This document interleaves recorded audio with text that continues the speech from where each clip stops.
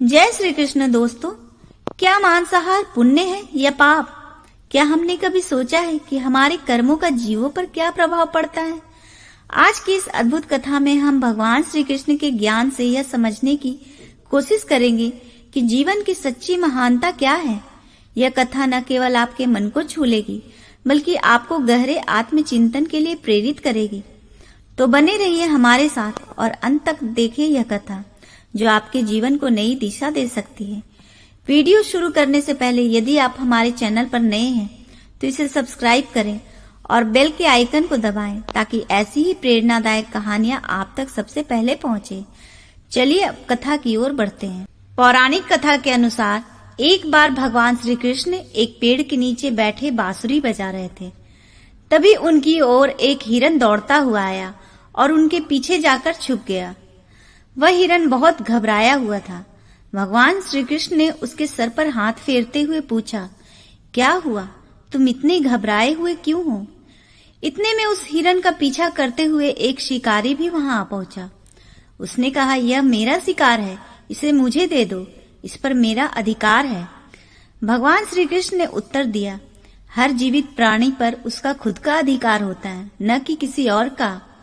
शिकारी क्रोधित होकर बोला, यह मेरा शिकार है, इसे मैं पकाकर खाऊंगा। भगवान श्री कृष्ण ने समझाते हुए कहा, किसी भी जीव को मारकर खाना पाप की श्रेणी में आता है। क्या तुम पाप के भागी बनना चाहते हो? मांसाहार पाप है या पुण्य? क्या तुम धर्म को नहीं जानते हो? शिकारी ने उत्तर दिया, मैं तुम्हारे जितना ज्ञानी तो नहीं हूँ जो ये जानूं कि मांसाहार पुण्य है या पाप, लेकिन मैं यह जानता हूँ कि जीव को मारकर खाना इसमें कोई हर्ज नहीं है। मांसाहार से तो मैं इस जीव को मृत्यु के बंधन से मुक्त कर रहा हूँ, फिर क्यों मांसाहार को पाप माना जाता है?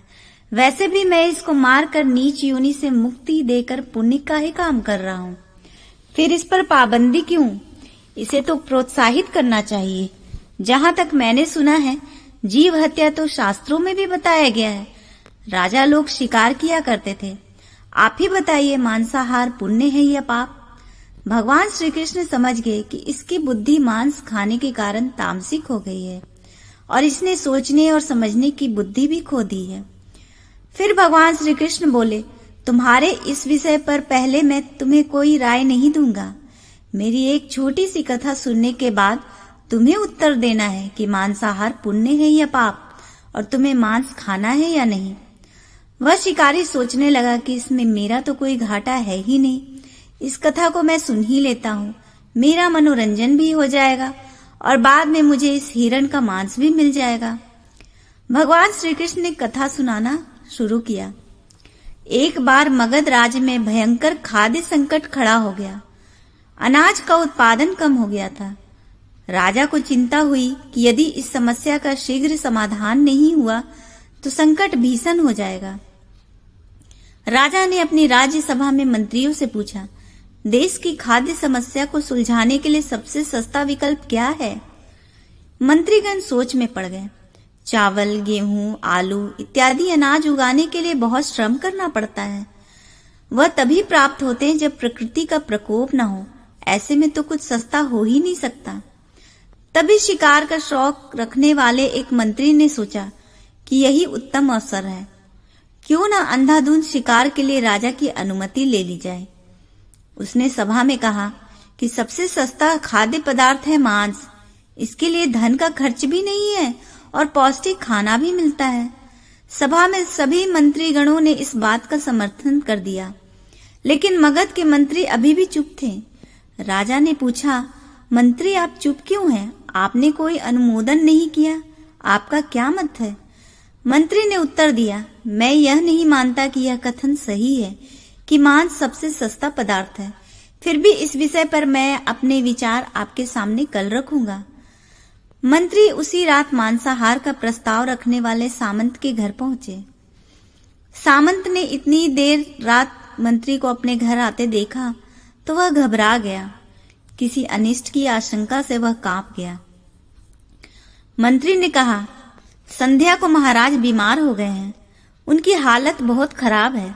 राज वैद्य ने कहा है कि किसी शक्तिशाली देह का 2 तोला मांस मिल जाए तो राजा के प्राण बचाए जा सकते हैं। आप महाराज के सबसे विश्वास पात्र हैं, इसीलिए आपसे योग्य और कौन होगा। इसके लिए आप जो भी मूल्य लेना चाहे ले सकते हैं। आप कहे तो इस काम के लिए मैं आपको 1,00,000 स्वर्ण मुद्राएं भी दे सकता हूँ। एक बड़ी जागीर भी आप मांग सकते हैं। बस आप अपनी इच्छा कहें, मैं तलवार से आपके हृदय को चीरकर बस 2 तोला मांस निकाल लूंगा। यह सुनकर सामंत के चेहरे का रंग फीका पड़ गया।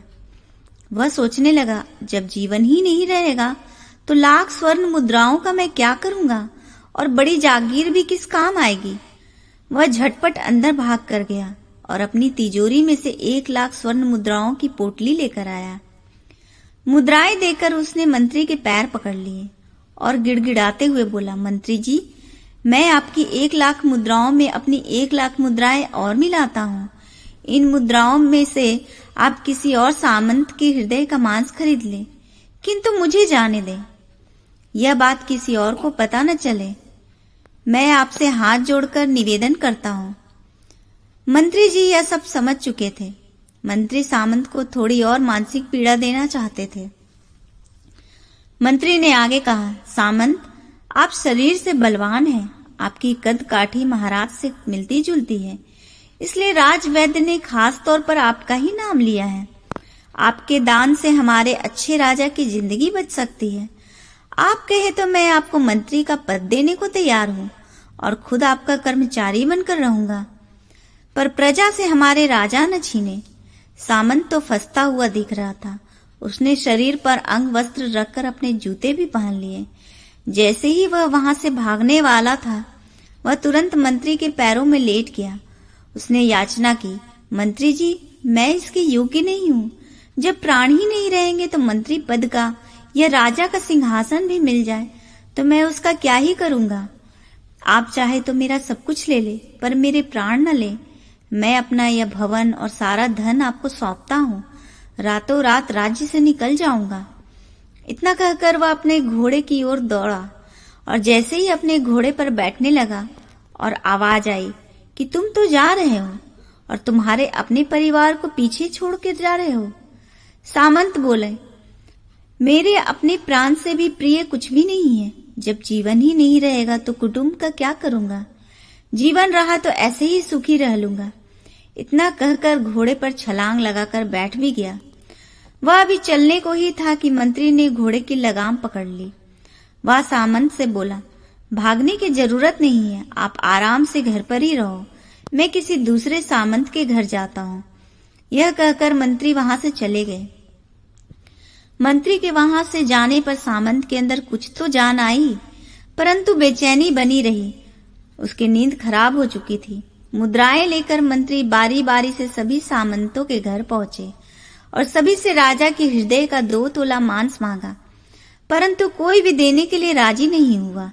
सबने अपने बचाव के लिए मंत्री को किसी ने 1,00,000 तो किसी ने 2,00,000 मुद्राएं तक दे दी। इस प्रकार मंत्री ने एक ही रात में लाखों स्वर्ण मुद्राएं जमा कर ली। फिर सुबह होने से पहले ही अपने महल में पहुंच गया। अगले ही दिन राज्यसभा में सभी सामंत समय से पहले ही पहुंच गए। सभी यह जानना चाहते थे कि राजा स्वस्थ है या नहीं, लेकिन कोई भी किसी से भेद नहीं खोला था। सबको राजवैद्य की तलाश थी। उनसे ही उन्हें कुछ सूचना मिल सकती थी।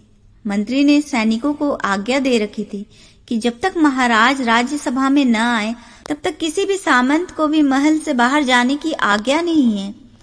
राजा सभा में अपनी चिर परिचित गति में आए और अपने सिंहासन पर आकर बैठे। सभी सामंतों ने देखा कहीं से भी राजा उन्हें अस्वस्थ नहीं लगे। उन्हें तो कुछ हुआ ही नहीं था। मंत्री ने उनसे झूठ बोला। हर सामंत के मन में यही विचार चल रहा था, पर कोई भी किसी को और को कुछ भी नहीं बोल रहा था। तभी मंत्री ने राजा के समक्ष 40 लाख स्वर्ण मुद्राएं रख दी। राजा ने पूछा, यह स्वर्ण मुद्राएं किसके लिए हैं और कहां से आई? मंत्री ने कहा, 2 तोला मांस के लिए इतनी धनराशि जुटा है, पर मांस नहीं मिला। अपनी जान बचाने के लिए सामंतों ने यह मुद्राएं दी है। अब आप यह विचार कीजिए कि मांस कितना सस्ता है। राजा को बात समझ में आ गई। उन्होंने प्रजा को अतिरिक्त परिश्रम करने का निवेदन किया और राजा के अनाज भंडार में से अनाज निकालकर श्रमिकों को दिया गया। उन्होंने पौष्टिक सब्जियों की खेती का तुरंत आदेश दिया। वह 40 लाख स्वर्ण मुद्राएं इसी कार्य के लिए और श्रमिकों के कल्याण के लिए खर्च की गई। ऐसे साग सब्जी तेजी से उगी, जिससे प्रजा का कल्याण भी हुआ और पौष्टिकता भी मिली। कुछ समय बाद मौसम अनुकूल हुआ और खेती लहराने लगी।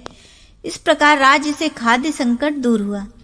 भगवान श्री कृष्ण ने शिकारी से पूछा, अब बताओ, मांसाहार पुण्य है या पाप? परमात्मा से यह ज्ञान पाकर शिकारी परिपूर्ण हो गया और उसे ज्ञान की प्राप्ति हो गई और वह जान गया कि महानता जीवन लेने में नहीं बल्कि जीवन देने में है। शिकारी भगवान श्री कृष्ण के आगे हाथ जोड़कर वहां से चला गया और उसने कसम खाई कि वह अपने संपूर्ण जीवन में किसी को भी चोट नहीं पहुंचाएगा। भगवान श्री कृष्ण हमें इस कथा के माध्यम से समझाना चाहते हैं कि हम यह नहीं भूले कि जिस तरह हमें अपनी जान प्यारी है, उसी तरह सभी जीवों को अपनी जान प्यारी होती है। तो दोस्तों, भगवान श्री कृष्ण की इस कथा ने हमें यह सिखाया कि सच्ची महानता जीवन देने में है, न कि जीवन लेने में। हर जीव अपने जीवन से उतना ही प्रेम करते हैं जितना हम अपने जीवन से करते हैं। आइए हम सभी अपने जीवन में इस ज्ञान को अपनाएं और अहिंसा के मार्ग पर चलें। अगर यह कथा आपके मन को छू गई हो तो इसे लाइक करें, अपने दोस्तों और परिवार के साथ जरूर शेयर करें और कमेंट बॉक्स में जय श्री कृष्ण लिखकर भगवान का नाम जपें। हमारे चैनल को सब्सक्राइब करना ना भूलें ताकि ऐसी ही प्रेरणादायक कहानियां आप तक सबसे पहले पहुंचे। धन्यवाद। अगले वीडियो में फिर मिलेंगे। जय श्री कृष्ण।